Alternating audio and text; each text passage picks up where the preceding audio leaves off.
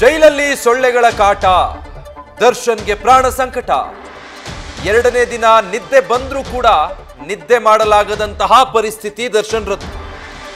ಬಳ್ಳಾರಿ ಜೈಲಿನ ಸೊಳ್ಳೆಗಳ ದರ್ಬಾರ್ಗೆ ದರ್ಶನ್ ಸುಸ್ತಾಗೋಗಿದ್ದಾರೆ. ಸೊಳ್ಳೆಗಳು ಬಾರದಂತೆ ವ್ಯವಸ್ಥೆ ಮಾಡಿಕೊಡಿ ಅಂತ ಕೂಡ ಮನವಿ ಮಾಡಿಕೊಂಡಿದ್ದಾರಂತೆ.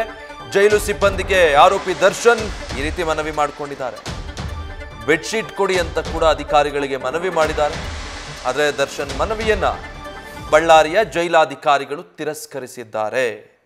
ಈಗ ಅವರು ಮೆಡಿಕಲ್ ಕಾರಣ ಹೇಳಿ ಟಾಯ್ಲೆಟ್ ವ್ಯವಸ್ಥೆಯನ್ನ ಕೇಳಿದ್ದಕ್ಕೆ ಅದನ್ನ ನೋಡೋಣ ಅಂತ ಹೇಳಿದ್ದಾರೆ. ಯಾಕಂದ್ರೆ ವೈದ್ಯಕೀಯವಾಗಿ ಅದರ ಅವಶ್ಯಕತೆ ಇದ್ರೆ ಆಗಲಿ ಅಂತ.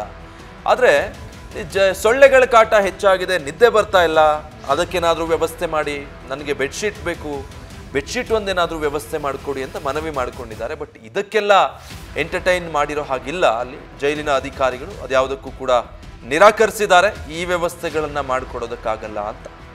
ಸೊಳ್ಳೆಗಳ ಕಾಟ, ಮೊದಲನೇ ದಿನ ರಾತ್ರಿ ನಿದ್ದೆನೇ ಬಂದಿಲ್ಲ, ಎರಡನೇ ದಿನ ನಿದ್ದೆ ಬಂದರೂ ಕೂಡ ನಿದ್ದೆ ಮಾಡೋದಕ್ಕೆ ಸಾಧ್ಯ ಆಗಿಲ್ಲ, ಅಷ್ಟು ಸೊಳ್ಳೆಗಳ ಕಾಟ. ಮತ್ತು ಬಳ್ಳಾರಿ ಬಿಸಿಲು ಬೇರೆ, ಬೆಳಗ್ಗೆಯಿಂದ ಜೈಲಿನ ಗೋಡೆಗಳೆಲ್ಲ ಕಾದು ಹೋಗಿರುತ್ತೆ. ರಾತ್ರಿ ಎಷ್ಟು ಸೆಕೆ ಅನುಭವ ಆಗುತ್ತೆ ಅಂದರೆ ಅದರ ಜೊತೆಗೆ ಈ ಸೊಳ್ಳೆಗಳ ಕಾಟ. ಮಲಗೋದಕ್ಕೆ ಸರಿಯಾಗಿ ಹಾಸಿಗೆ, ದಿಂಬು ಹೊದ್ಕೊಳ್ಳೋದಕ್ಕೆ ಒಂದು ಹೊದಿಕೆ ಇಲ್ಲ ಅಂದರೆ ನಿದ್ದೆ ಬರೋದಾದರೂ ಹೇಗೆ?